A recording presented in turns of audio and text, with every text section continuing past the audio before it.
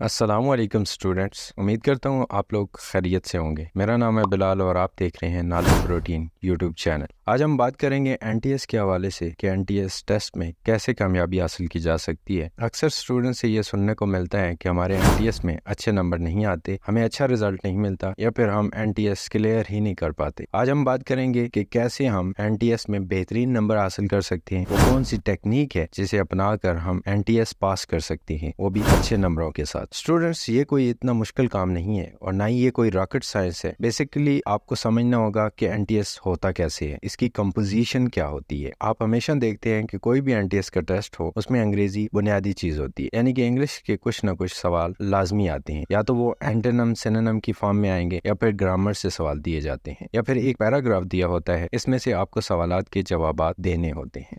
इसका मतलब ये हुआ कि आप जो भी एनटीएस का टेस्ट देंगे अंग्रेजी इसमें बेसिक है। अगर आप इंग्लिश की अच्छी तैयारी कर लेते हैं तो आप एक अच्छा टेस्ट रिजल्ट आसानी से हासिल कर सकते हैं। अब बात करेंगे कि अंग्रेजी की तैयारी कैसे की जाए, क्या क्या चीजें आप इंग्लिश सब्जेक्ट के हवाले से देखेंगे। सबसे पहली चीज है वोकैबुलरी, जिसमें सिनोनिम एंटोनिम है। अगर आप अपनी वोकैबुलरी स्ट्रांग करते हैं तो आपके लिए सिनोनिम एंटोनिम कोई मसला ही नहीं। दूसरे नंबर पे आता है पार्ट ऑफ स्पीच। आपको पता होना चाहिए नाउन क्या होता है, प्रोनाउन क्या होता है, वर्ब क्या होता है, एडवर्ब क्या होता है, एडजेक्टिव क्या है, प्रोपोजिशन क्या है, आर्टिकल क्या होता है। इन सब चीजों के बारे में जानना आपके लिए बेहद जरूरी है। अगर आप पार्ट्स ऑफ स्पीच को समझ लेते हैं तो आप एक अच्छा रिजल्ट हासिल कर सकते हैं। अब सवाल आता है कि इंग्लिश की अच्छी तैयारी कहाँ से की जाए, तो इसका जवाब है यूट्यूब। जी हाँ, यूट्यूब से आपको बेहतरीन वीडियोस मिल जाएंगी, बेहतरीन टीचर्स जो आपको बेहतर तैयारी के लिए मददगार साबित होंगे।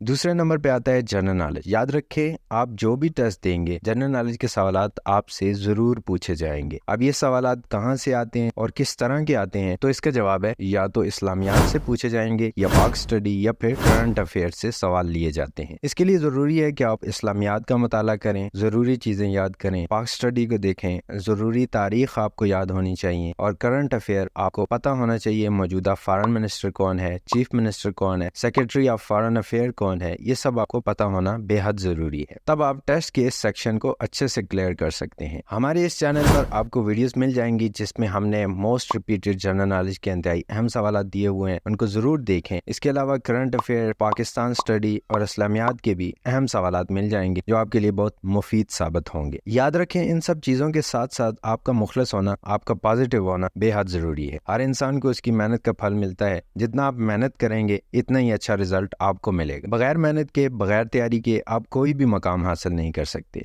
आप सोशल मीडिया यूज़ करते हैं, कोशिश करें इसका पॉजिटिव यूज़ आपको आना चाहिए। किसी भी टेस्ट में अपेयर होने से पहले का जो अरसा होता है उसमें आपको खूब मेहनत करनी होगी। यकीन करें, कोई भी टेस्ट मुश्किल नहीं है, बशर्तिया कि आप मेहनत करते हैं। आपका कोई भी सवाल हो टेस्ट के हवाले से आप कमेंट सेक्शन में पूछ सकते हैं।